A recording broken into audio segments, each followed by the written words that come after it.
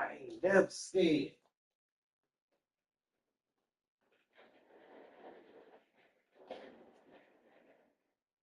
So I'm outside of the club and you think I'm a punk.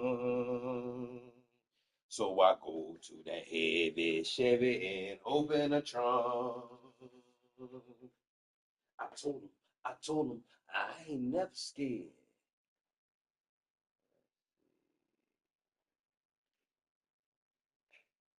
So I'm outside of the club and you think I'm a punk. So I go to the heavy Chevy and open a trunk. I told him, I ain't never scared. I ain't never scared.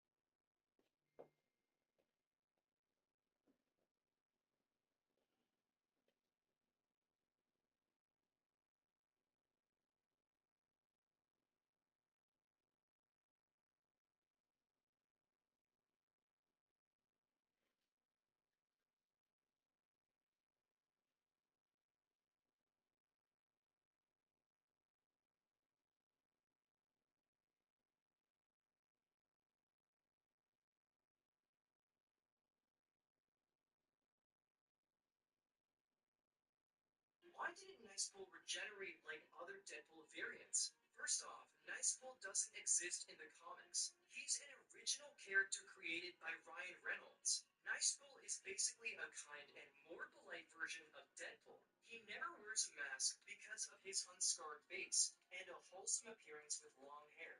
Maybe this version of Deadpool never got cancer, and that's the reason he doesn't have the healing factor. But there is a twist that he owns the Dogpool. If you pay attention, there is an earring in Dogpool's ear similar to Nicepool's. Dogpool is the reason why no one was ever able to kill Nicepool.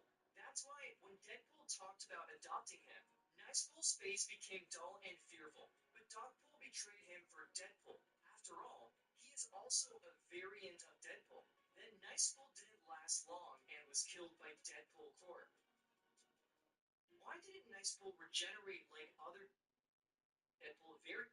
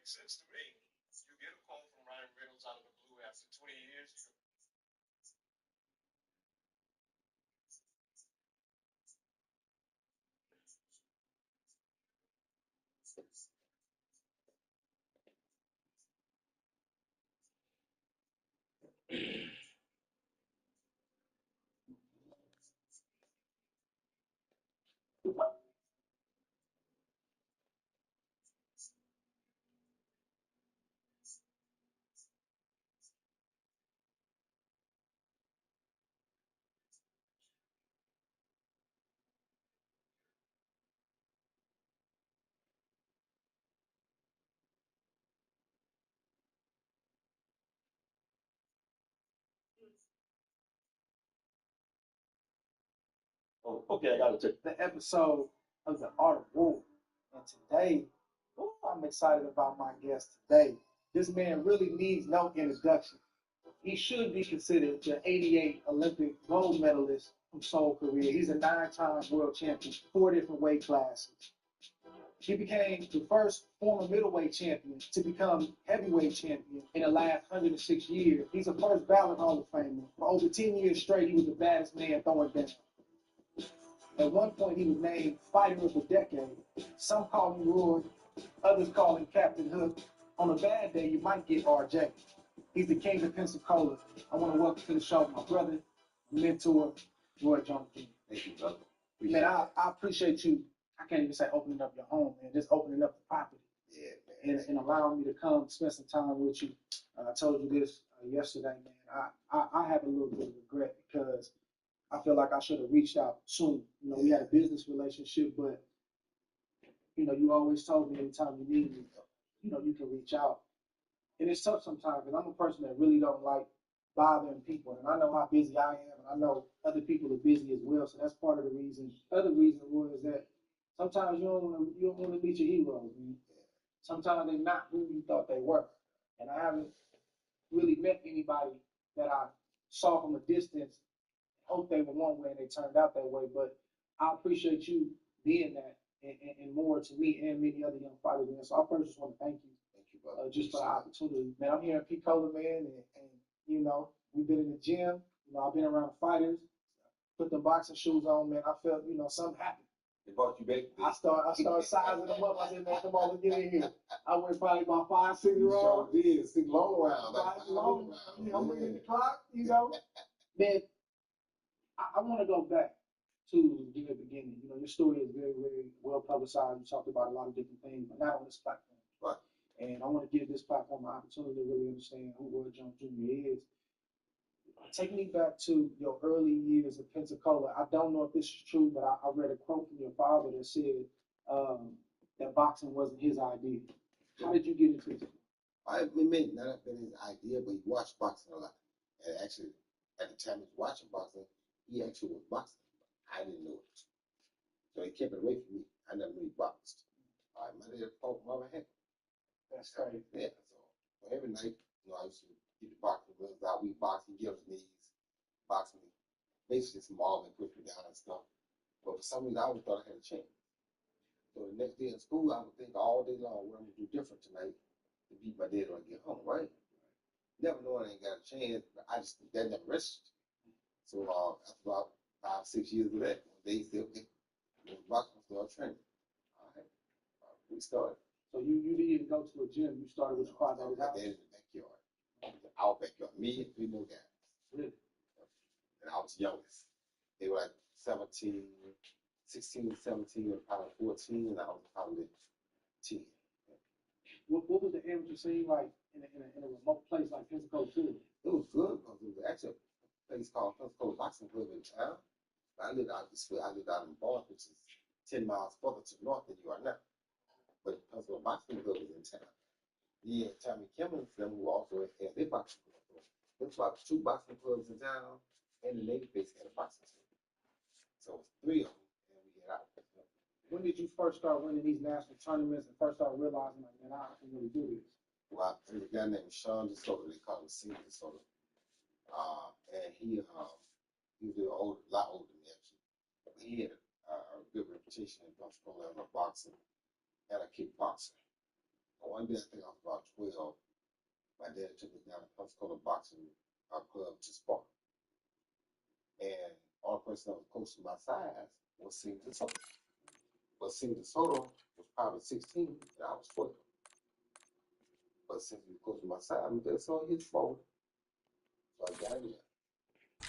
And when I got him there, it was the first time I faced somebody that much older than me.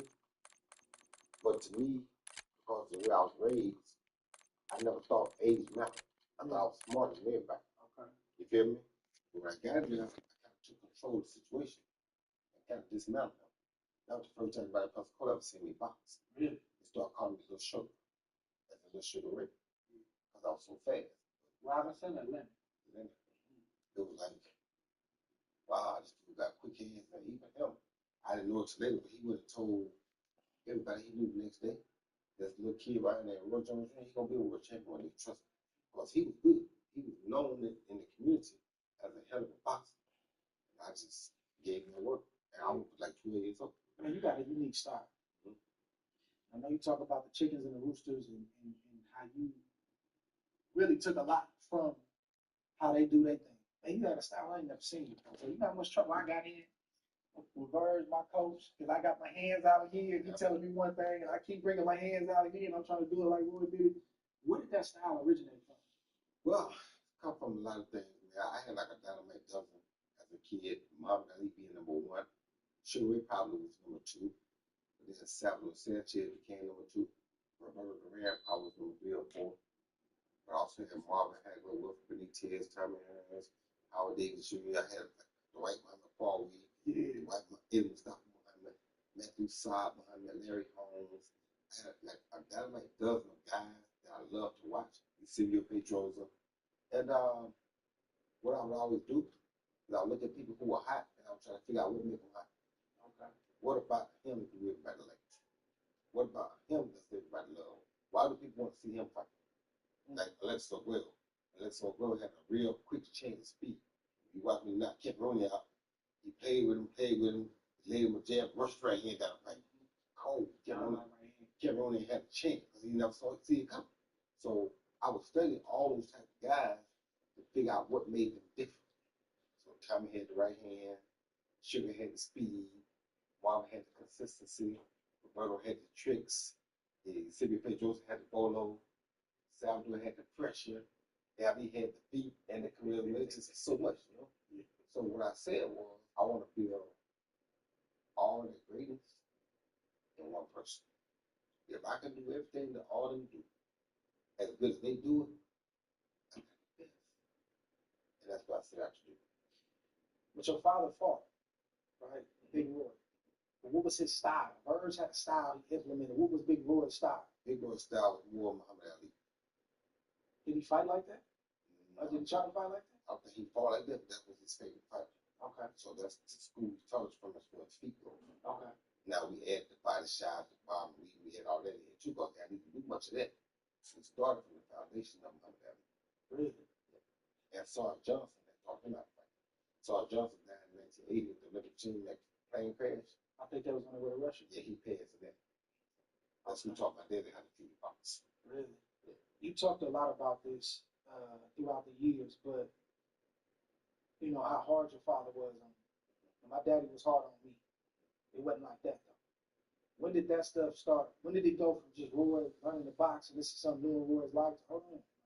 It's something different. Like why you doing it? Well, I went like that about 2 years in.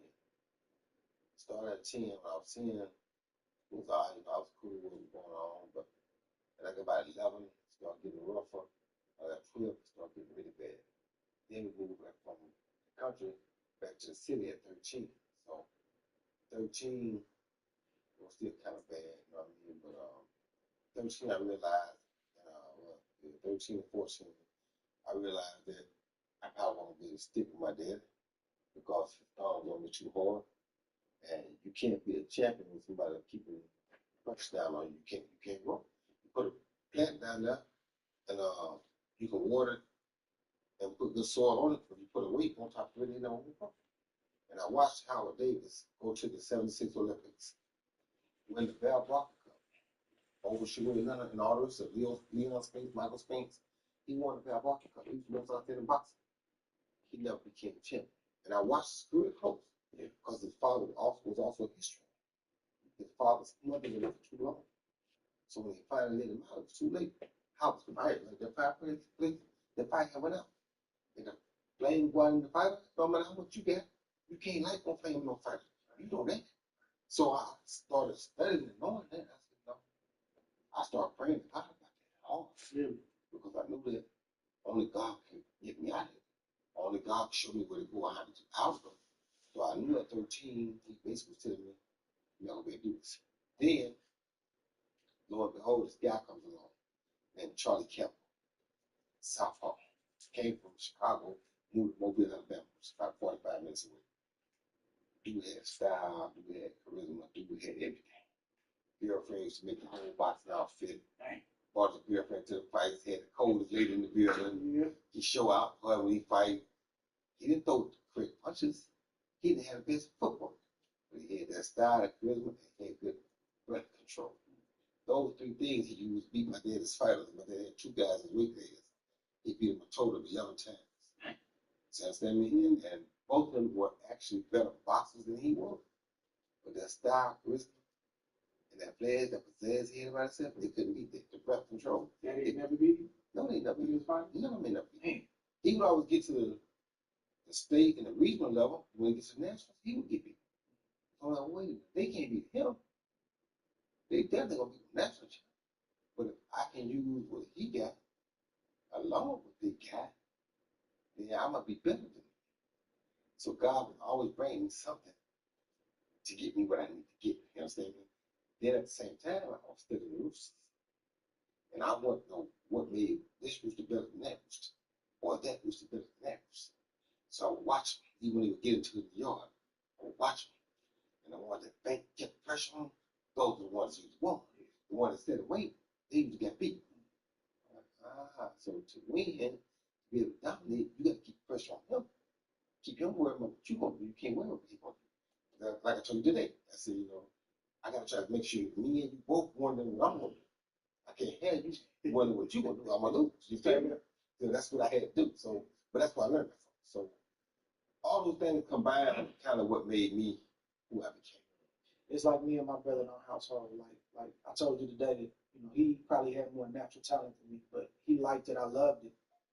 It's money being spent going to these tournaments, credit cards getting maxed out. So neither one of us, like, I didn't want to stop it. He wanted to stop. He just didn't feel like, he was like, I can't. There ain't an option in the household. And my daddy would always say, you don't want to do this, you ain't got to do it. We like, yeah, brother, we here. Did you feel like that? When you was 13, 14, did you ever feel like this will stop if I stop boxing? Nope. I know it would stop if I stop boxing. And I know he won't allow me to stop boxing. That's what I'm asking. Did you feel like you had it out if you wanted it? No, I didn't. No, I was not. He won't let me stop boxing. If I would have stopped boxing, it would just got worse and worse. So, like, boxing really was my only way out. That's the only thing I could do good. And I thought I had a chance because I can control my own destiny. That's what I wanted to do. So, I kind of stuck with it. What type of dude was you at 13, 14, 15? Like, what was your reputation around the school? Like, what was you known for outside of the boxing? A clown. For real? Fast clown. Yeah. And I could punch. Hey. So when I first moved back to town at 13, there was this little kid named Gilbert Gripka, and he was in the karate. And I went to a predominantly black school, but him and his brother and about 8 white kids at school complete. I told him. But him and his brother should get out there and practice the kung fu every morning to keep everybody kind of bullet down up on, right? One day we was at football, PE, we were playing football, and me and him had a little bit of a misunderstanding. And he was an 8, I was in the 7. I was skinny at the time. I ain't really put no muscle on until I got about 14. About 15 minutes. Well, I really talking about 17. Anyway, so we got into scuffle. So Coach told us to stay in front of each other. So I go to this side. He come get in front of me. Well, I'm not gonna run from him no more now. I went on the other side. He got up in front of me. Here we go. So ball got hyped. They took all that way. I stood up. He didn't come in. I was blocking. He didn't come in. So I started looking at where the play was. As I looked, he took off to come in, trying to run me over. I saw him because I knew to take my peripheral off of him. When he came, he went up, boom, right in there, right in the eye. Dropped down, got up, ran to the coach, fussing, crying. Coach said, "Come down, I told you not to get in front of him. I told y'all to separate." He took it upon himself because he was white and the coach was black. The PE coach was black. Coach Rose. He ran to the dean's office because the dean was white. And everybody saw how hard I hit with the right hand. Oh no, first he came at me. He got up from the square up. That's what happened, y'all. He squared up from me and stand. As soon as he squared up, as soon as his hand got to right there, I took off. Wow. And I was a little bit of dude. When he heard how loud that right hand sound, he took off to the office. That's when he took off to the office. Everybody saw that. Oh, this dude can punch. I was a little bit of dude. At that point, they understood that I boxed. You understand? Because they knew it, they had heard about it, but I didn't do like them. I didn't come to school shadow boxing. I didn't do that, you know, because I wasn't into that like that. But they knew they were supposed to be black belts in karate, so everybody kind of was afraid of them. You ran up on me, you left me no choice. So I'm not going to down, I got to fight. And that's what happened. So from that point, everybody kind of like fight. What was that march like when you started winning the national tournaments? I know it was some names out there. Like, who was the names you would see at the national? Well, for me, when I first went, I went to the Junior Olympic National. And that's why I met the Bill and Terrell Finger. You heard of St. Louis? Some bad dudes. And it was a lot of bad dudes there. I mean, it was some really good dudes in that tournament. And it surprised me that Skipper killed a lot of guys in that business. It's a hell of a group of guys. But when I won the National Junior Olympics at 15, that really put me on the map. Because I won the Junior Olympics and I won the most outstanding boxer in the middle class. But I was 119. I was a battle. So I came back 2 years later. The next year, I think I hurt my back at 16. Came back at 17. I was 139, 20 pounds up. Go there, this guy named Victor Levine had me win the nationals a few times. Yeah. I go and there's a guy named Obi Beard. Obi Beard was good too. So I fight Obi in the quarterfinals, I think. I fight Derek Roland, I think, in the semifinals. And I fight Victor Levine in the finals. So Victor Levine, I beat him. And then the open season, well, next year I came back 156. Understand me? And 156, that's when I fought. That year I beat Maria McGill in the finals. And I won the national awards again 2 weeks later. Frank Lyle was 47, I think. Littles too. Tim Little was 56. Yeah, Tim Little was 56. And they rumbled a lot too. Yeah, they fought like 6, 7 times. Yeah. The next year, 88, I fight Frank Lyles at ABF. I thought I beat Frank, but he did get my first 8 count. But I'm pretty sure I won the fight. But they gave him the decision. He ranked 1 at the time. Once the Golden Gloves, me and McElroy me and G-Man had a hell of a fight.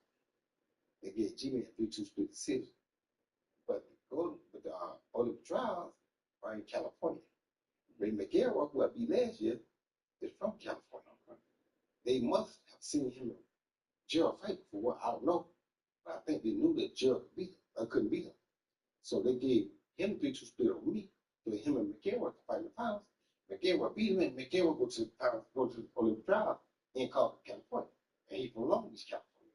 So I felt like that was political. But, you know, it happened. So when I got to the Olympic trial, though, I saw McElroy.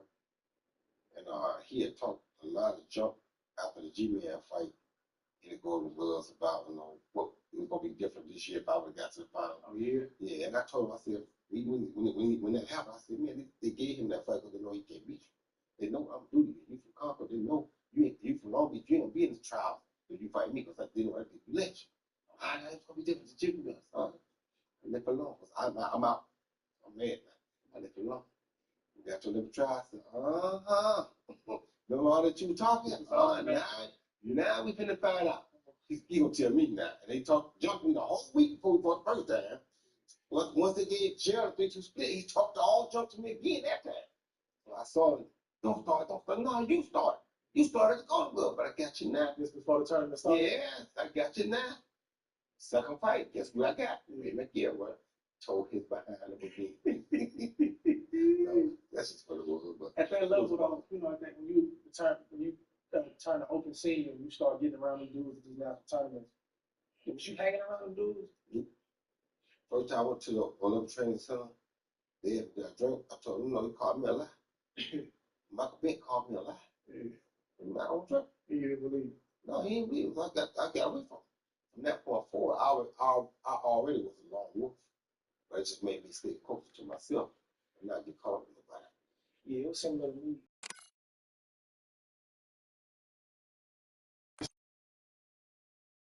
That isolation thing early. You know, like the coaches, they go out at night and they do what they do. He would always have me in a separate hotel.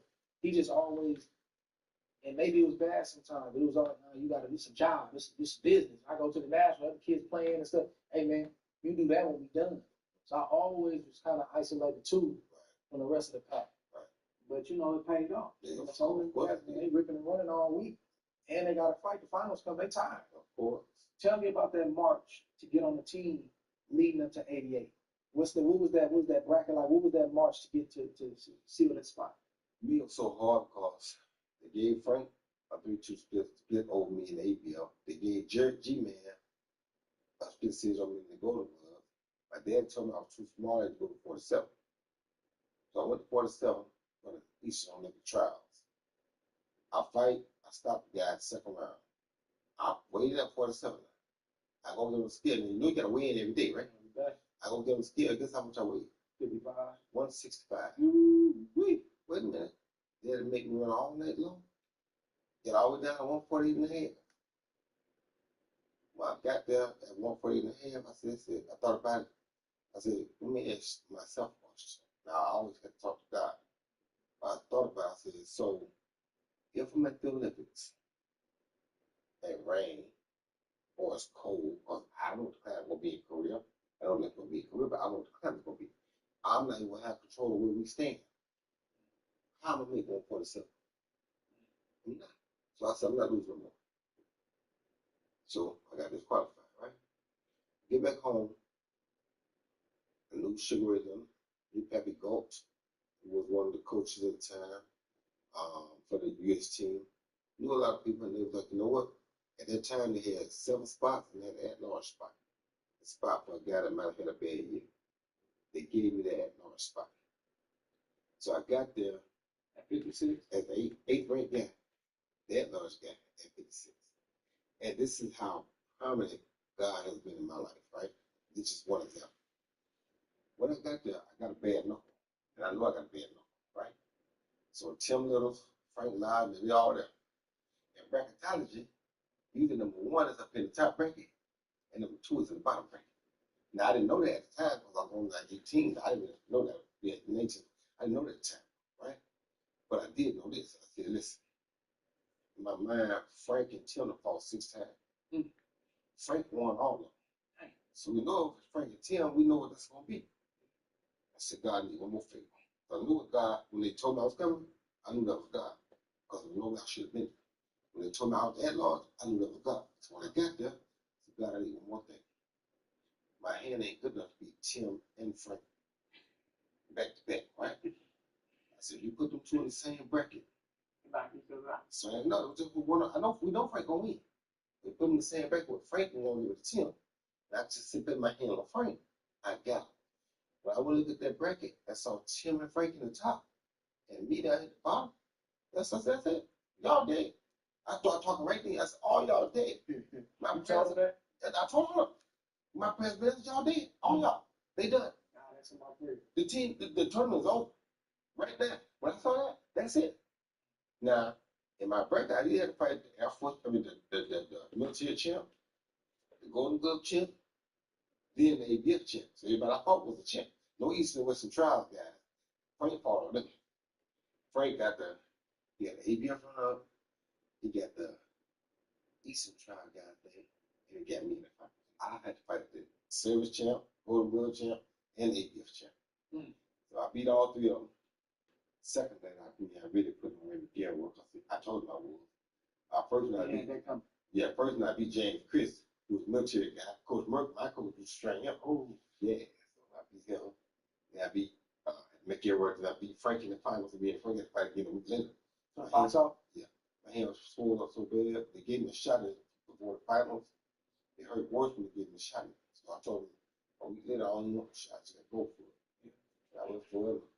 Like I got him again. So he was tough. He was tough dude. He was Frank was big, he was older, and strong was on the way. He was southpaw. So he was always a problem. But he wanted to become WBC. He's a good pro too. He wanted to become WBC. Yeah. You get to South Korea. You and your kid from Pensacola, Florida. Like, what are you thinking when you touch down, your feet touch down in South Korea? I'm thinking that I'm young dude on the team, but I'm thinking I'm the smartest dude on the team. Okay. Because of all we've been through, right? So when I get there, I make friends with all the people on the team.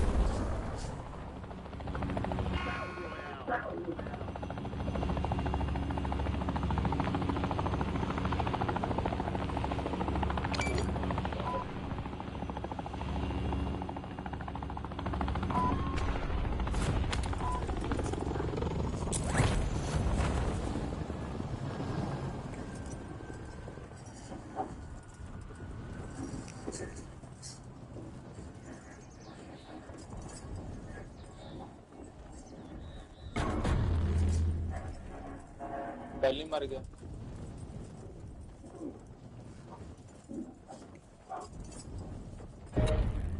Hello world. Squad mate has entered the gulag. They'll need to survive to redeploy. Bounty targets are up. Get after them.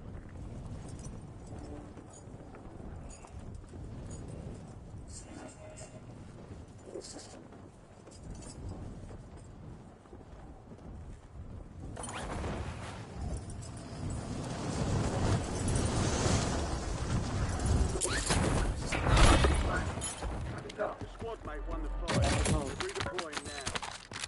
Eliminate all targets in the AO.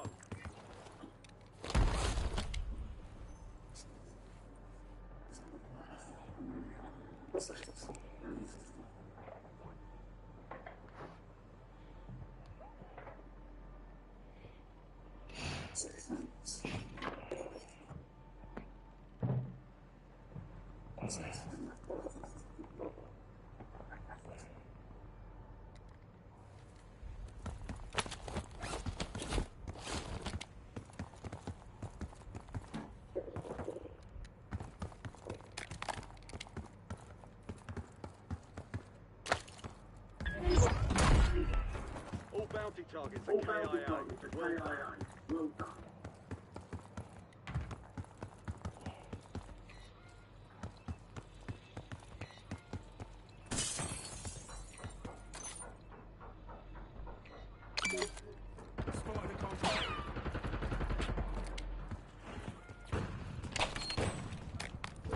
Supply box is located. Move located.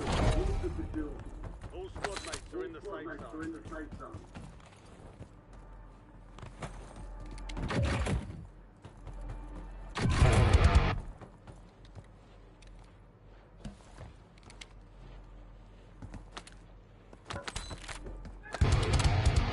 Supply box secure. Through the gun.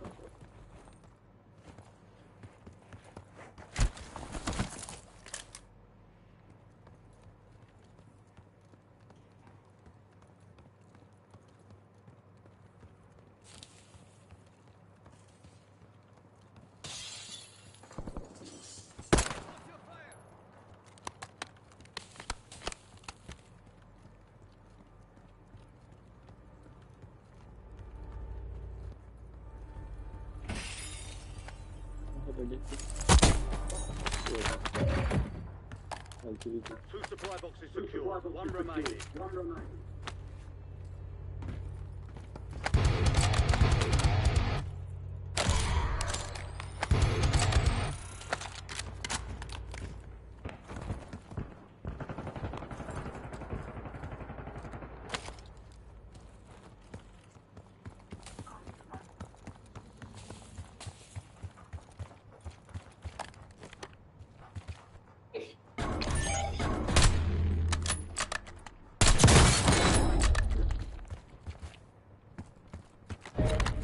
Squad mates in the gulag.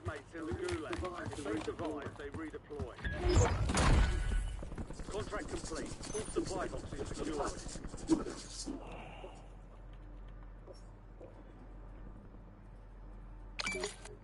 Fisher on buy station. Squad mate has been cleared for redeployment.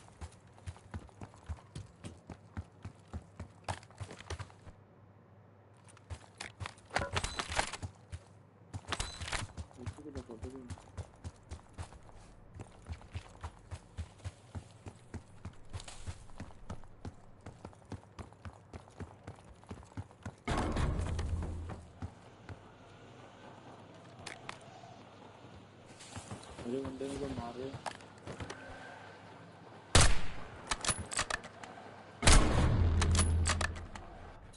Enemy UAV online.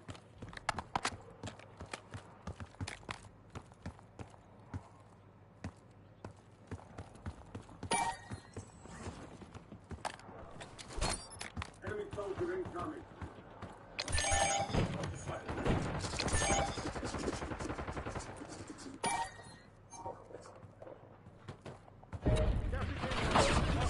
ओहो तो मार गया ओ मार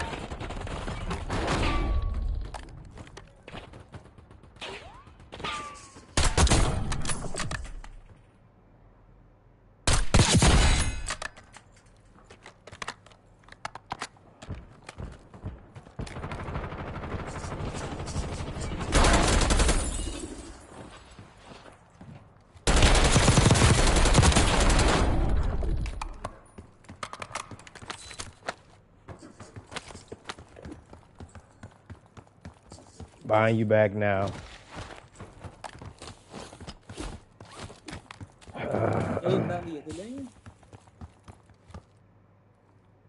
ਨਹੀਂ ਜੇ ਤਾਂ ਤੇਰਾ ਦਿਲ ਕਰਦਾ ਫਿਲਮ ਬਿਸਕੁਟ ਖਾਣੇ ਪਰ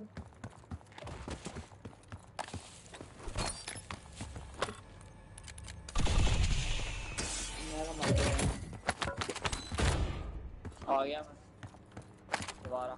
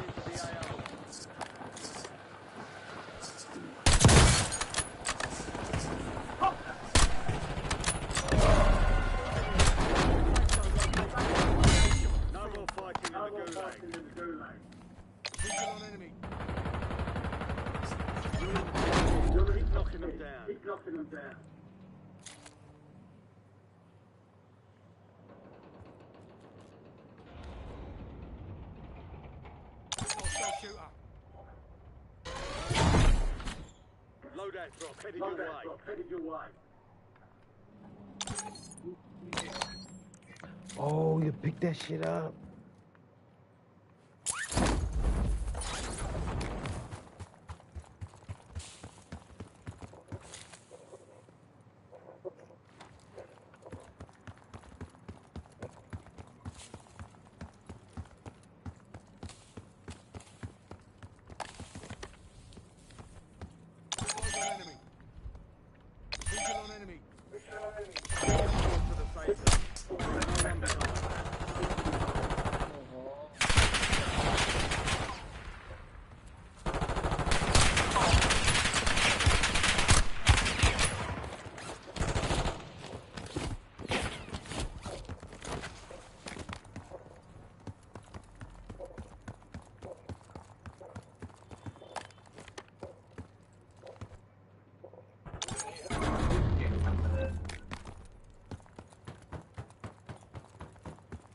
मरी वो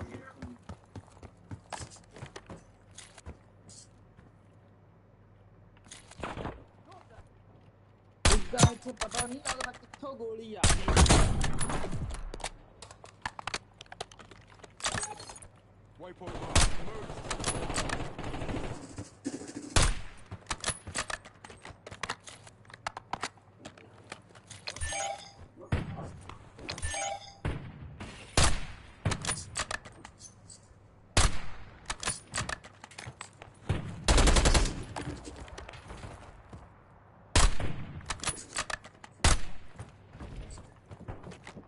Somebody's here, inside the fire station.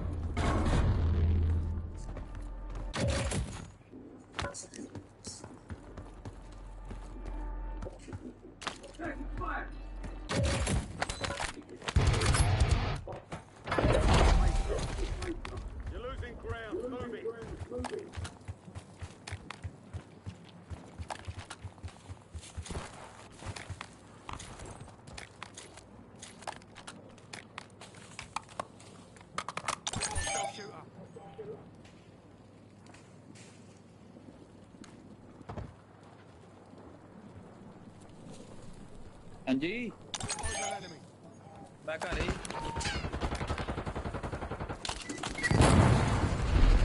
ਇੱਕ ਮਿੰਟ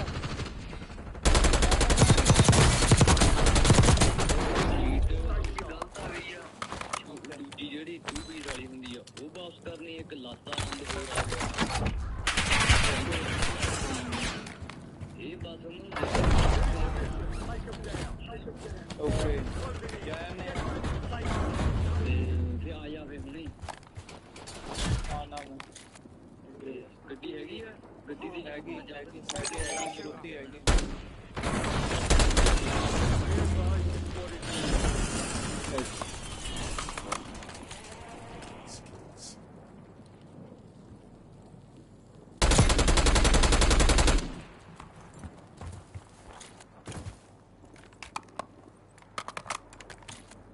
ਮੇਰੇ ਨਾਲ ਦਾ ਬਚ ਗਏ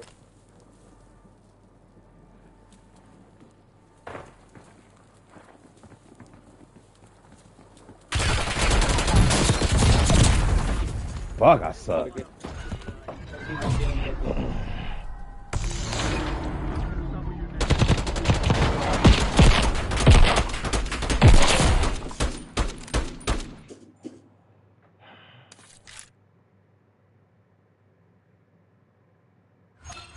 Crosshairs are off.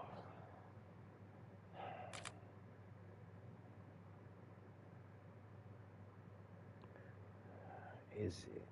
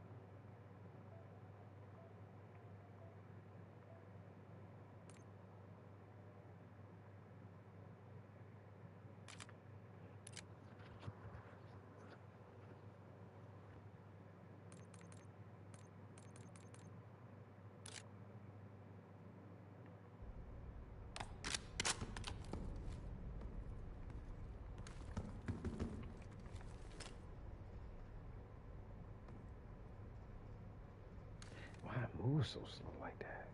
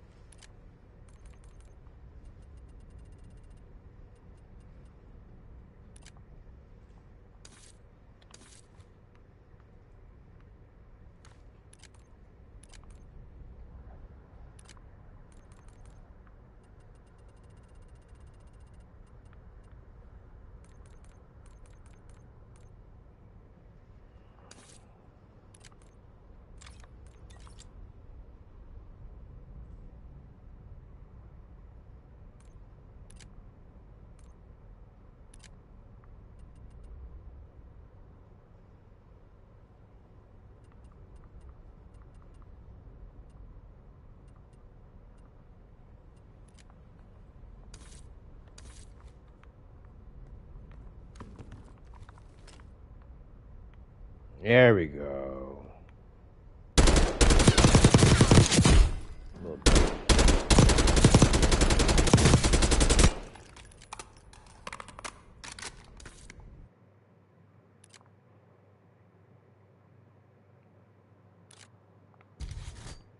I gotta change some stuff. I haven't changed anything in a while.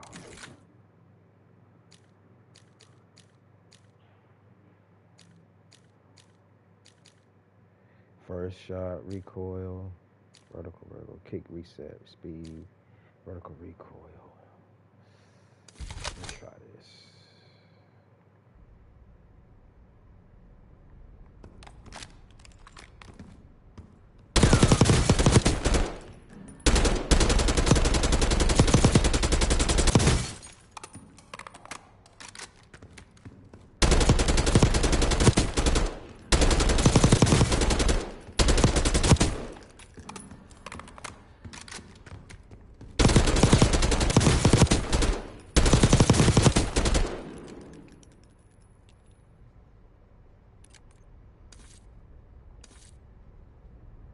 Hey everybody, what's up?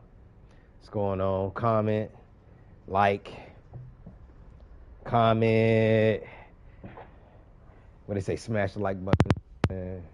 Comment, say something, do something. Let me know you there. Let me know if you got something you want to see, is a certain game you want me to play. Yeah. No.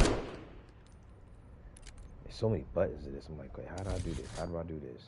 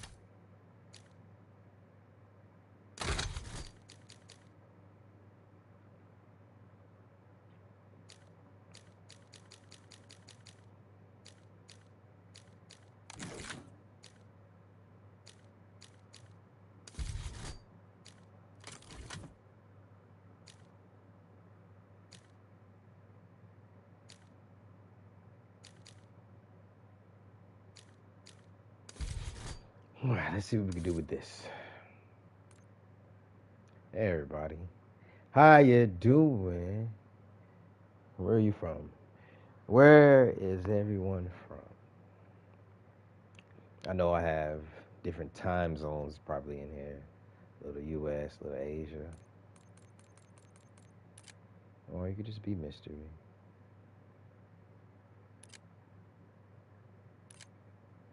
Alright.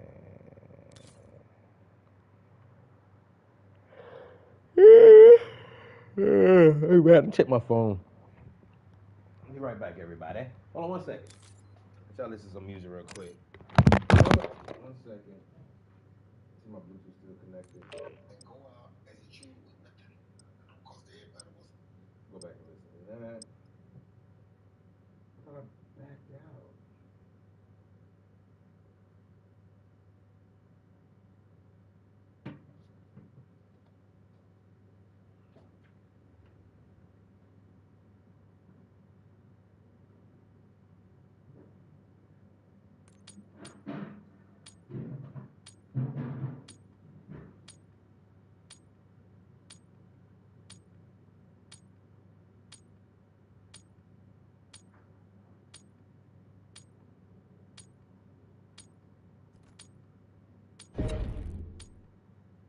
The real thing is coming soon.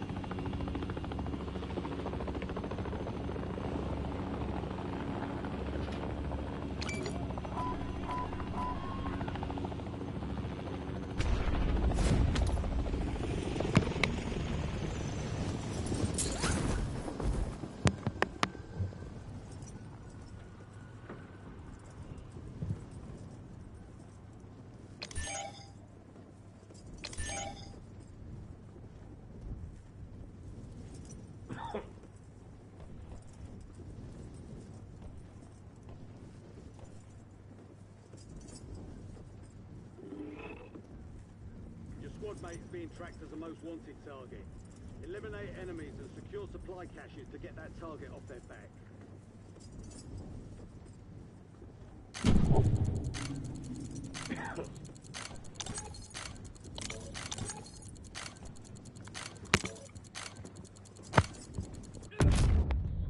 Aww.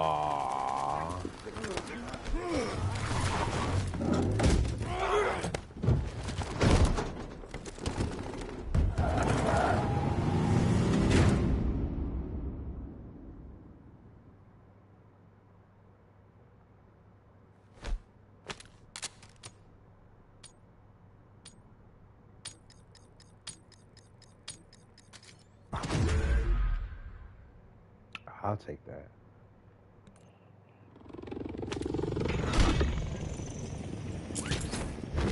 Y'all ready to get a loadout?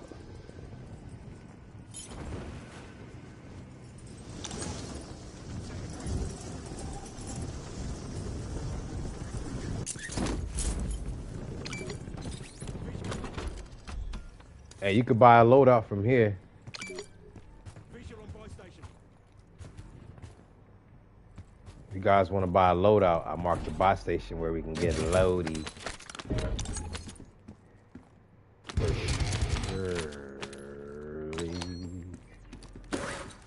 All right, I'm dropping money on the buy station.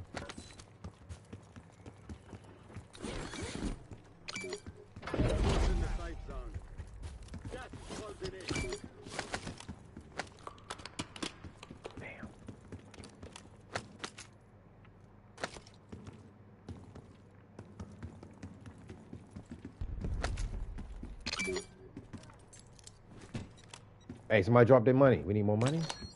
Who that? M. Gouda. Who that? M. Gouda. Right here. Right here, bro. Right there. Right here.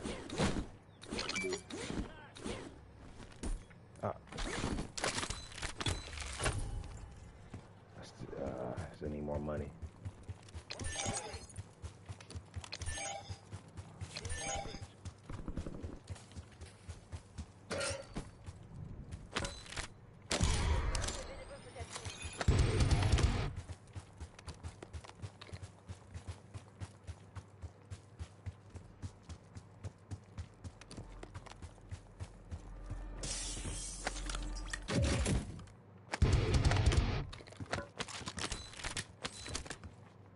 The hell?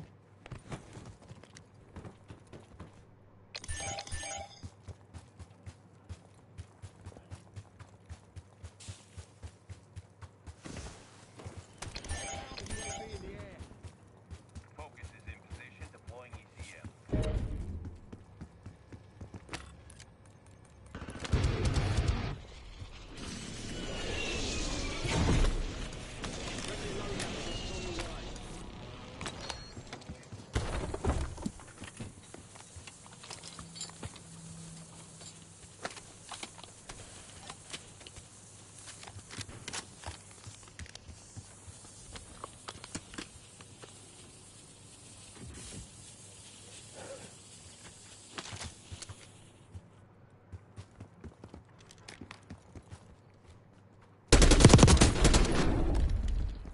This is Focus. We are bingo. RTV.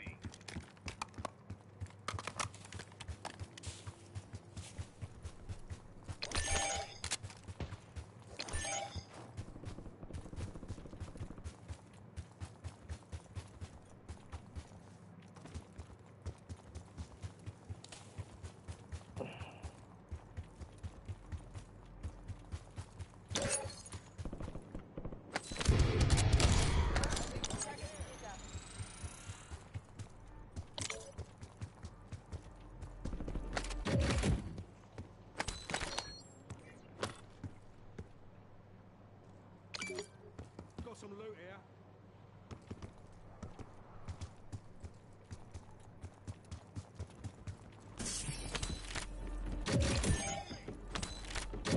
Got gas inbound. Safe zone relocated. What up? What's up, everybody?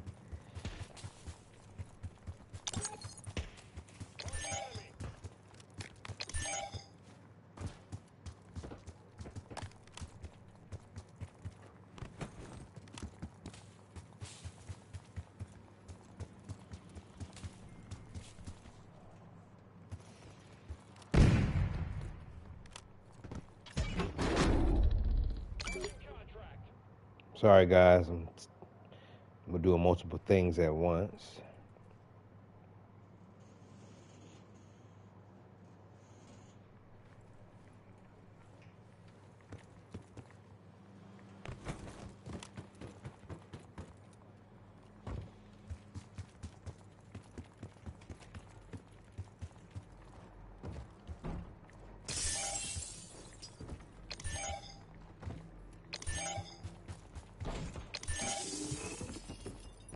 Your squad mate is a most wanted target. Eliminate threats and secure supply caches to reduce the time of the contract. Your squad mate is in the safe zone.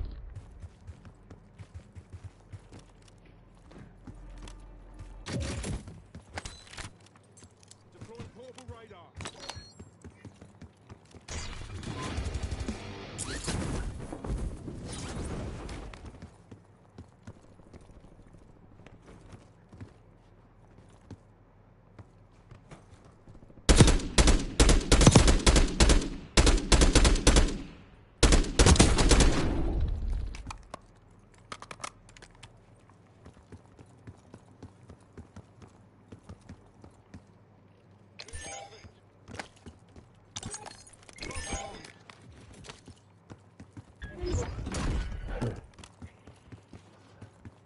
You kept your squad mate in one piece. Contract complete.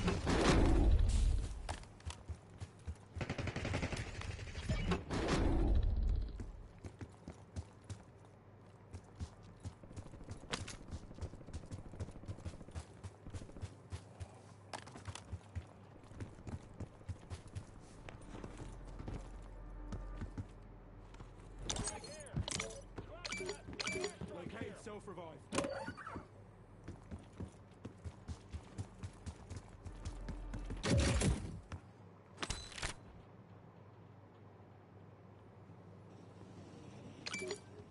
Located self-revive.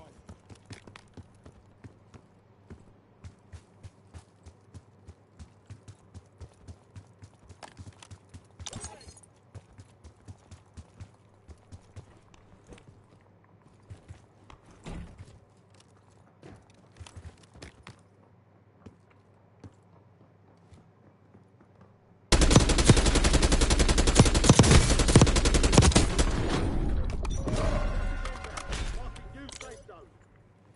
The Gulag's locked down. Area's clear. There's an increased payout for this job. Be sure to collect.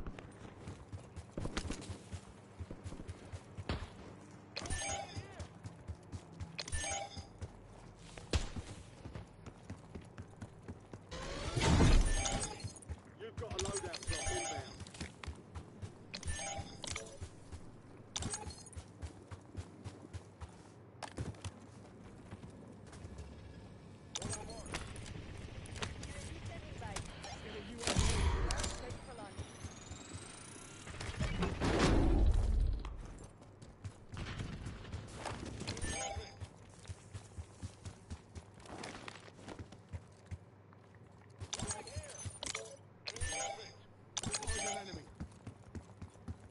Still have squad mates outside the safe zone.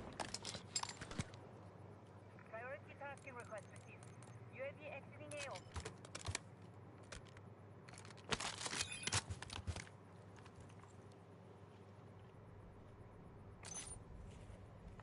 Hostile shooter.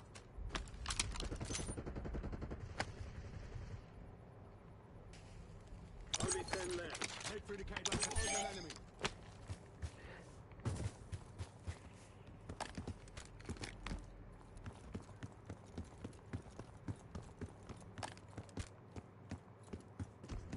Hostile UAV in the area.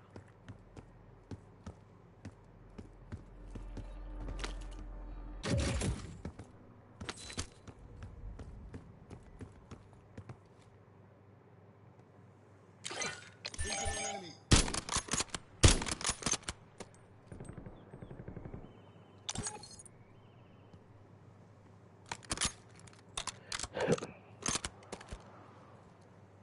How to get this flashlight on this damn gun?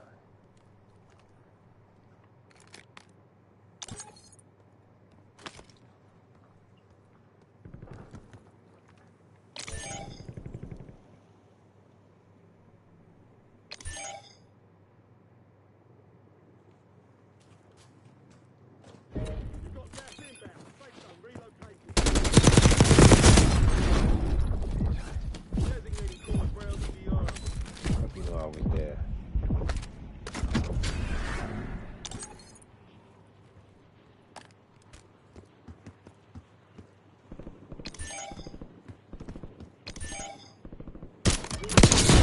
Ooh.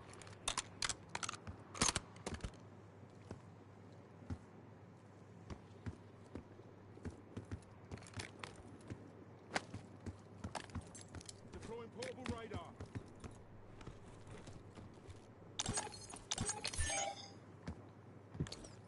Safe zone. You've got gas moving in.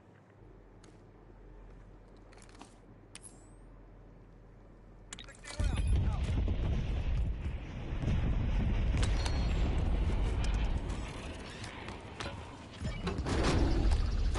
wrong path. Way to get it done. I got my nice little snipe. I'll take that. My gun malfunction.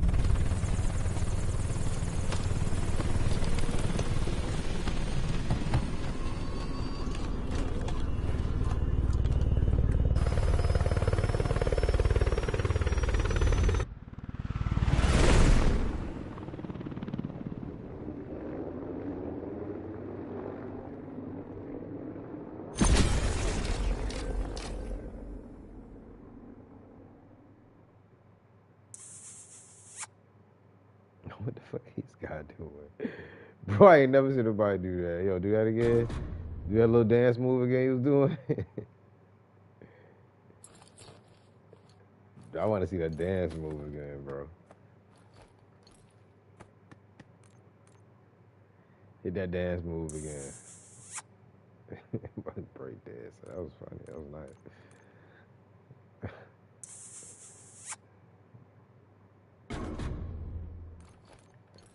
Fuck. Get out of here. Oh, that boy started moving, dog. I ain't never seen it. Dog, I want to unlock that. I just noticed he was by my legs. Like, what the hell?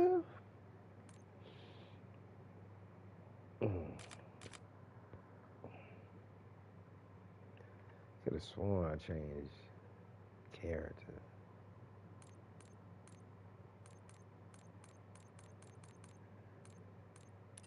Yeah, sure did. Dog, who the off my screen, dog? Dog, that motherfucker's alive. He's alive.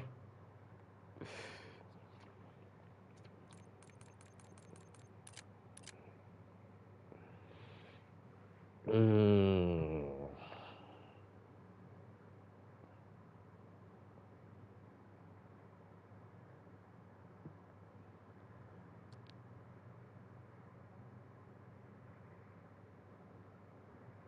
Hmm.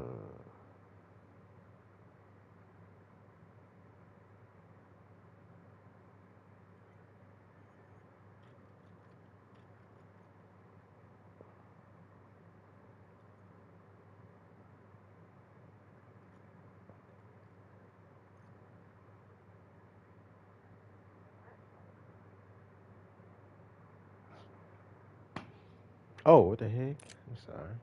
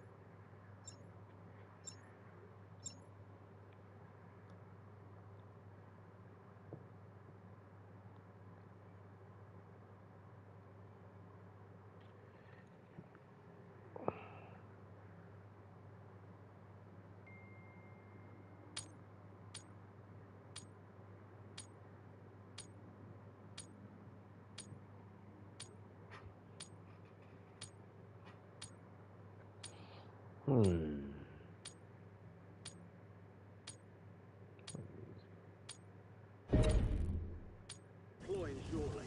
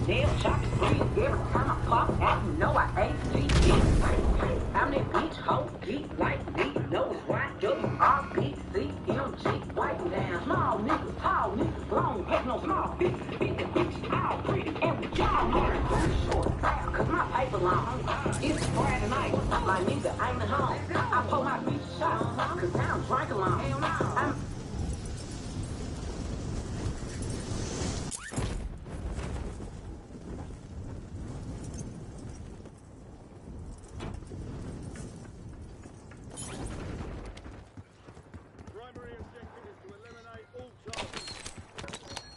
Bounty targets.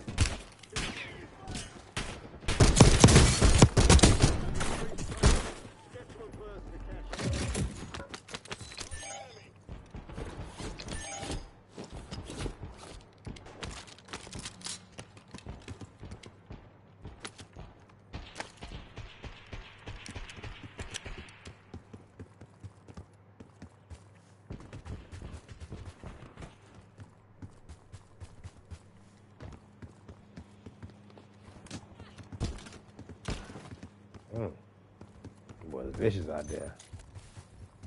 Let's go get this bounty killers.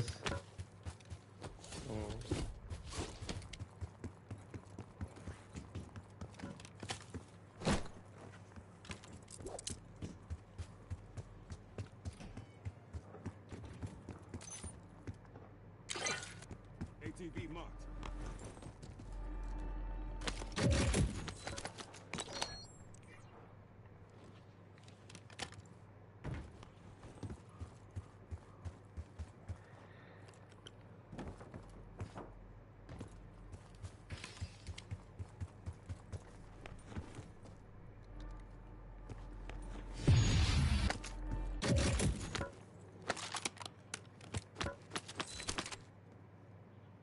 Yeah, this fire station probably.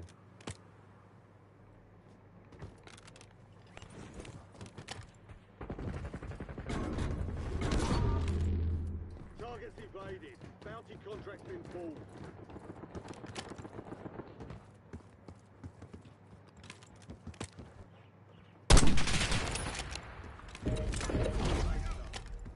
Gas is moving. Squad mate. They'll fight for a Seen chance shit. to redeploy.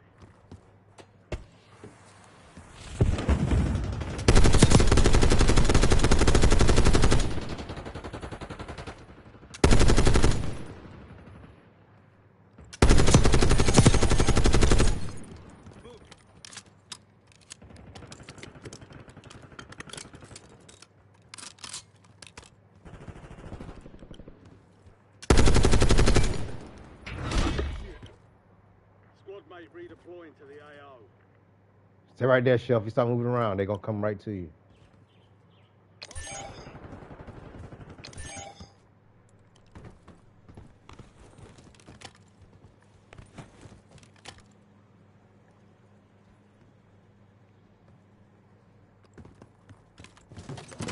Dropping ammo. Friendly ammo box here.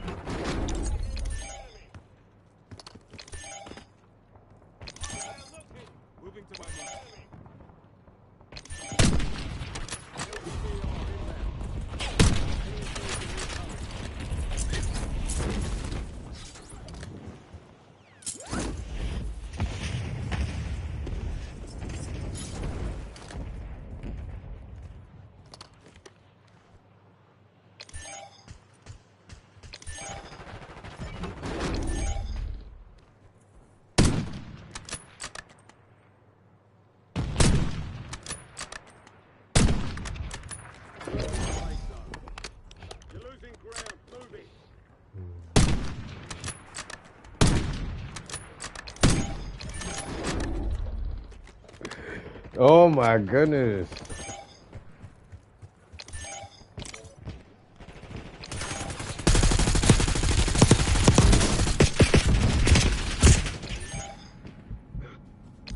Yo.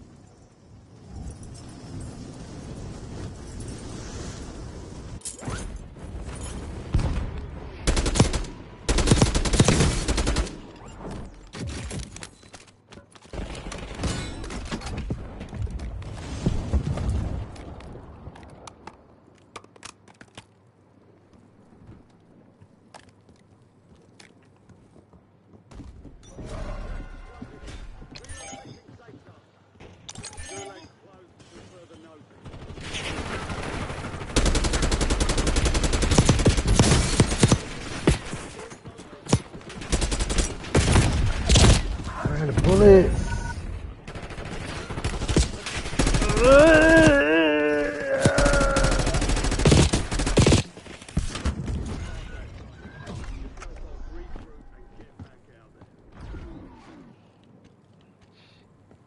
Sorry, man.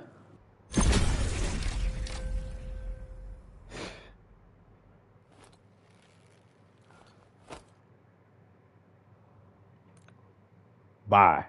See you guys later. All right.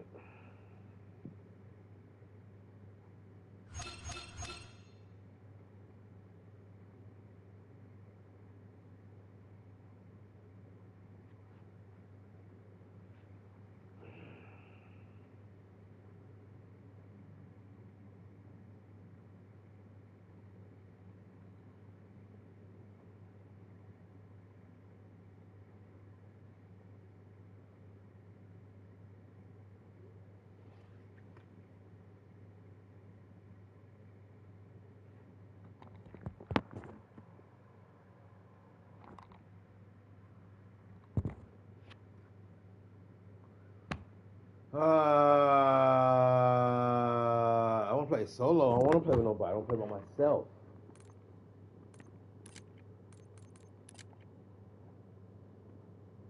You have to wait.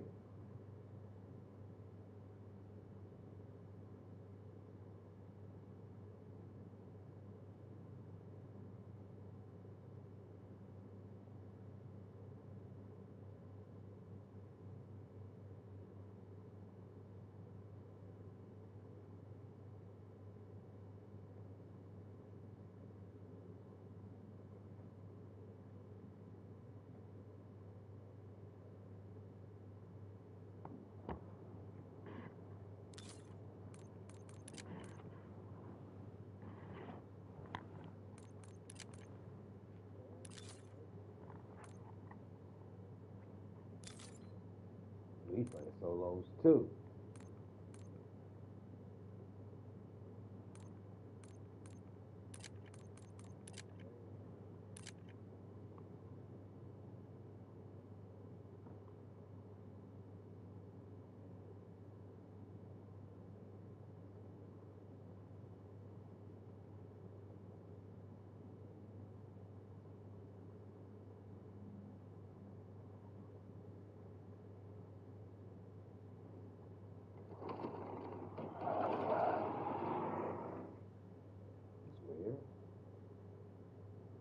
I don't know what's going on.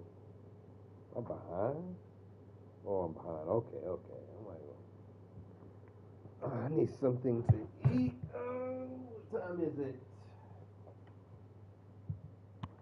Still early. What do we have in here?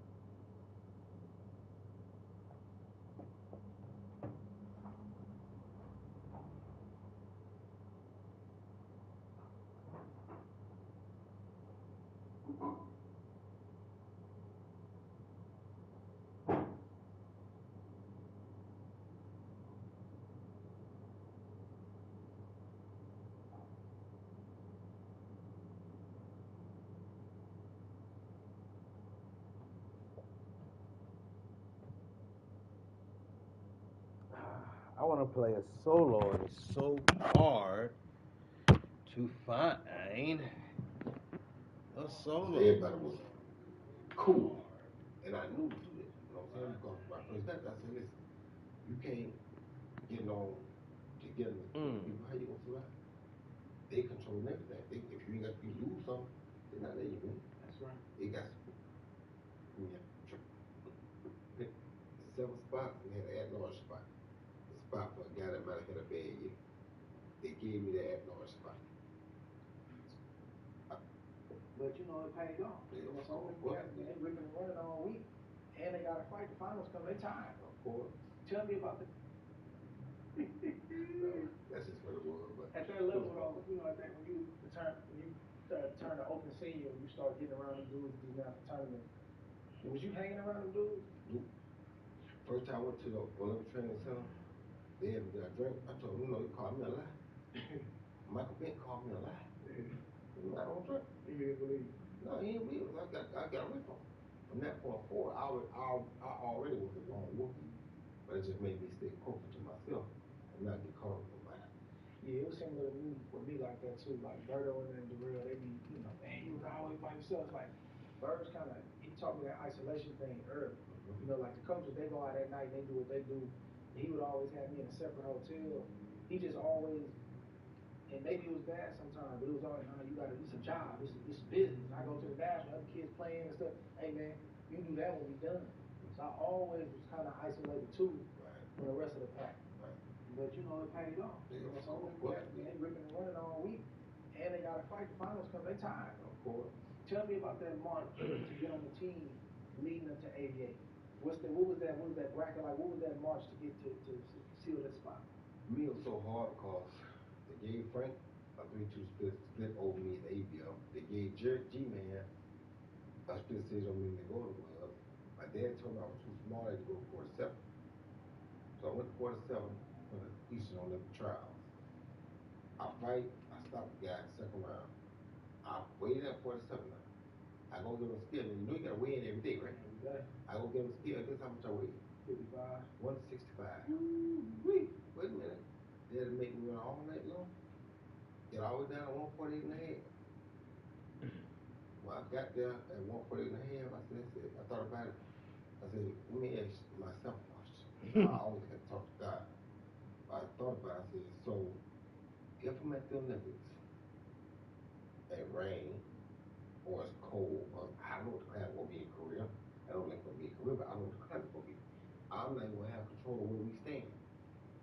How am I making 147? So I said, I'm not losing no more. So I got disqualified, right? Get back home. I knew Sugar Ray Leonard, Pappy Galt, who was one of the coaches at the time for the U.S. team. Knew a lot of people, and they was like, you know what? At that time, they had 7 spots and they had an at-large spot. The spot for a guy that might have had a bad. This is Roy Jones they gave me the speaking. at-large spot. So I got there at the 8. This is a boxer by the name of Roy Jones Jr. that I'm listening to as I wait for the game to start. God has been in my life, right? This is one example. When I got there, I got a bad number. And I know I got a bad number, right? So Tim Littles, Frank Loudon, they all there. In bracketology, usually number 1 is up in the top bracket, and number 2 is in the bottom bracket. Now, I didn't know that at the time because I was only like 18. I didn't really know that. Yeah, 19. I didn't know that at the time, right? But I did know this. I said, listen, in my mind, Frank and Tim have fought 6 times. Frank won all of them. So we know if it's Frank and Tim, we know what that's going to be. I said, God, I need one more favor. So I knew it was God. When they told me I was coming, I knew that was God. Because I know where I should have been. When they told me I was at large, I knew that was God. So when I got there, I said, God, I need one more thing. My hand ain't good enough to beat Tim and Frank back to back, right? I said, you put them 2 in the same bracket. So I ain't know. I know we know Frank gonna win. We put them in the same bracket with Frank won with Tim. And I just simply put my hand on Frank. I got it. When I went to look at that bracket, I saw Tim and Frank in the top, and me down at the bottom. That's what I said. Y'all dead. I started talking right then. I said, all y'all dead. My president, and I told her, my president, y'all dead. All y'all. They done. The team, the tournament is over. Right now. When I saw that, that's it. Now, in my bracket, I did have to fight the Air Force, the military champ, the Golden Glove champ, then the ABF champ. So everybody I fought was a champ. No Eastern and Western Trials guys. Frank fought all them. Frank got he had the ABF run up, he got the Eastern Trial guy thing, and he got me in the fight. I had to fight the service champ, Golden Glove champ, and the ABF champ. So I beat all 3 of them. second lane, I really put him in the gear because I told him I would. First night, first night I beat James Chris, who was a military guy. Coach Murphy, my coach used to train him. Oh, yeah. So I beat him. And I beat Mickey Rourke, and I beat Frank in the finals. And me and Frank had to fight again a week later. Yeah. My hand was swollen up so bad, they gave me a shot in before the finals. It hurt worse when they gave me a shot in. So I told him a week later, I don't want no shot, so go for it. I went for it. Like I got him again. So he was tough. He was tough. He was Frank was big, he was older, strong as all that. He was southpaw. So he was always a problem. But he went on to become WBC. He's a good pro too. He went on to become WBC champion. You get to Saul Korea. You're a young kid from Pensacola, Florida. Like, what are you thinking when you touch down, the feet touch down in South Korea? I'm thinking that I'm young, the youngest dude on the team, but I think I'm the smartest dude on the team. Okay. Because of all we've been through, right? So when I get there, I make friends with all the guards at the gate. We had 2 entrances we had to go through. I'm friends with every guard at that entrance, and I'm friends with every guard at that entrance. If you don't have your pass, you're not coming in, because they think terrorists right now. Work, go in, and go out, and you choose with nothing. Because everybody was cool. And I knew to do it, you know what I'm saying? Because when I first got there, I said, listen, you can't get on together with these people. How you gonna survive? They control everything. If you ain't got to be Everybody. they're not letting you. I'm listening to Roy Jones talk as I wait for Battle Royale match to start. That's how cold it was. But I'm doing math on my phone. So by the time I'm done my math and the match hasn't started, then I'm going to just play another mode. That's crazy. But did you know about C, huh? Never had heard of it. You in 2 separate brackets, obviously.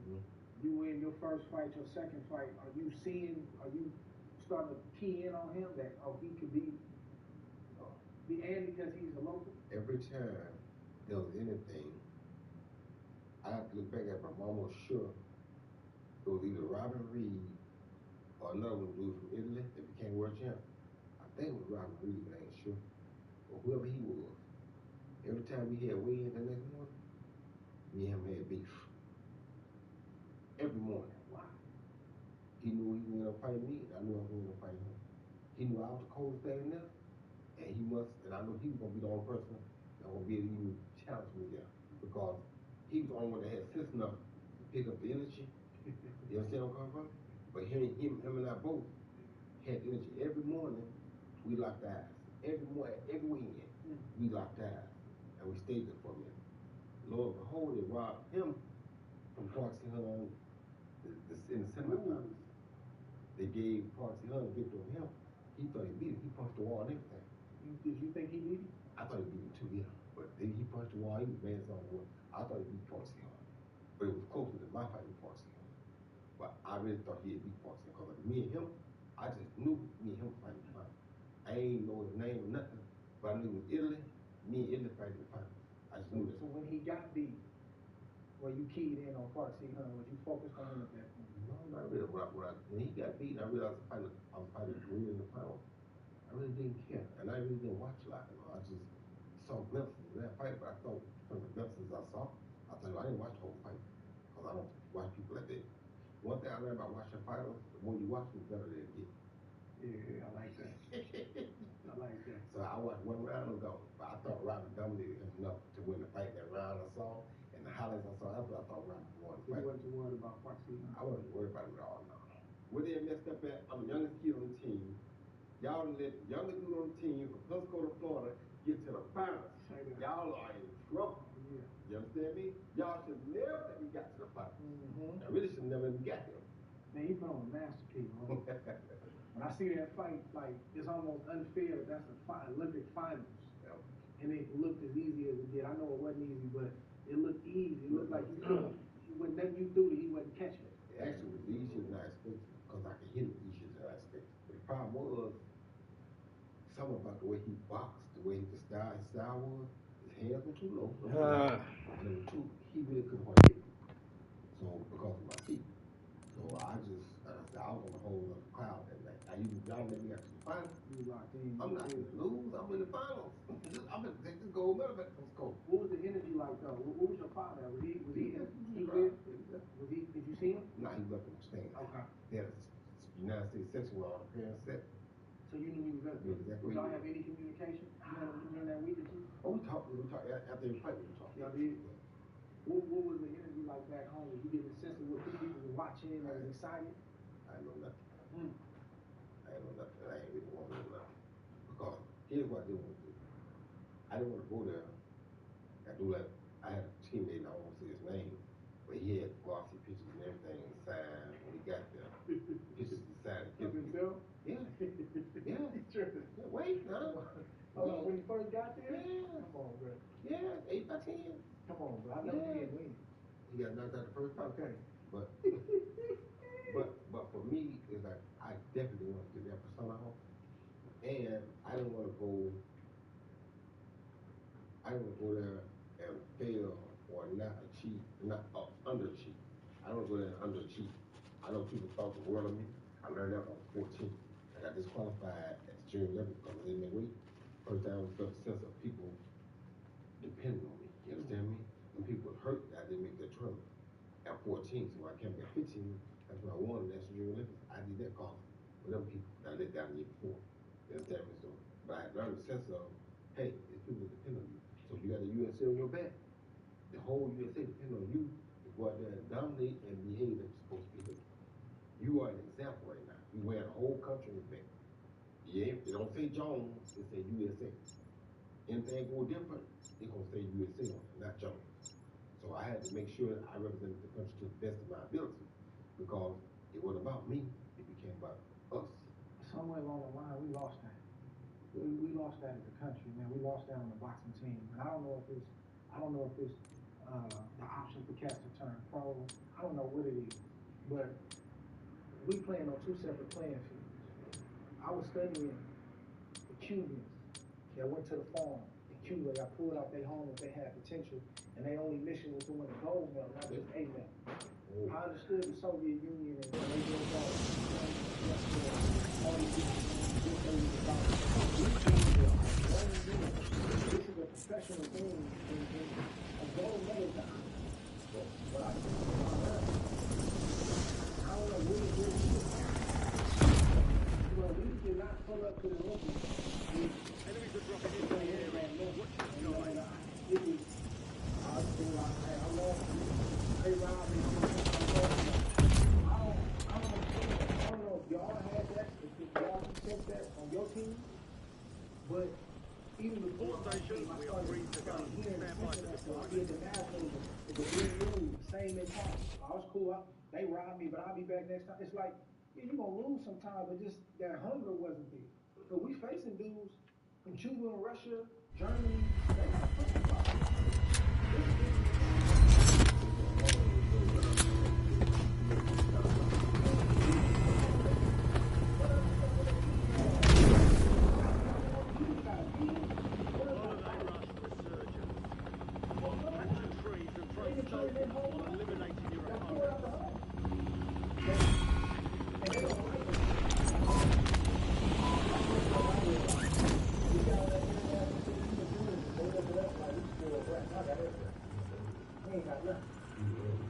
Can we get that back? There's two people on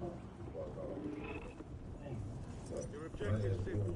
Eliminate all bounty targets. Kid got fight tomorrow. His dad, the referee, an amateur son. They told me last year that the national now is mostly pre-matched.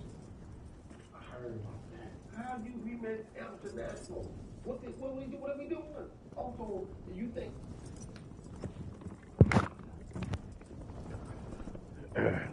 Couldn't play solo, guys. Never played this mode before, so see what it's all about.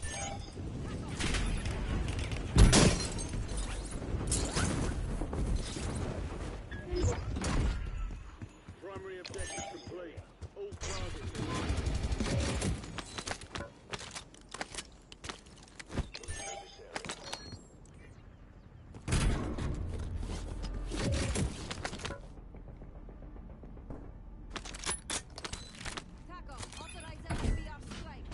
We've got 10 squads active in the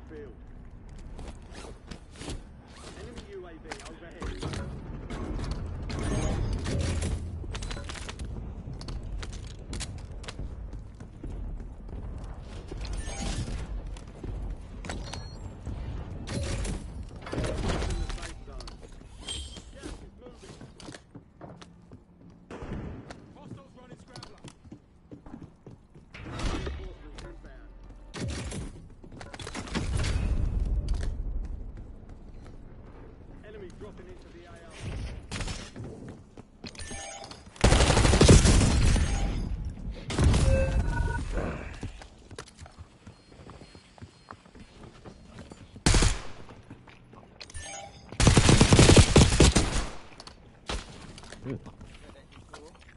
Other one is coming in.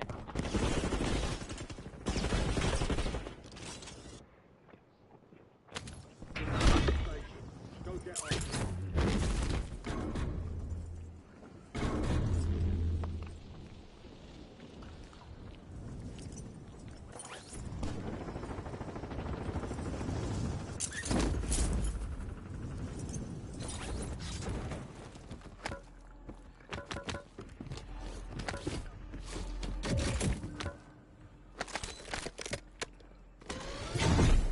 Your squad mate is redeploying. Well done.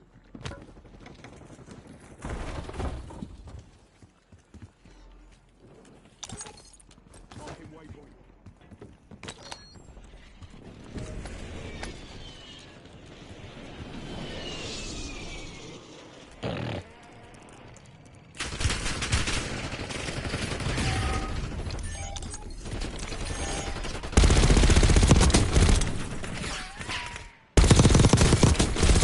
Remaining operators in that squad. Hunt them down. Back on station. Good work. Oh, I got no bullets.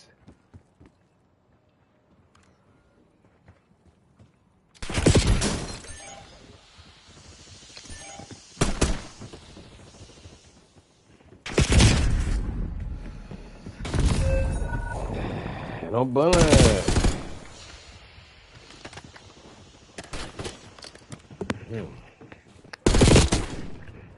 I'm sorry, I'm eating crazy. It's spicy.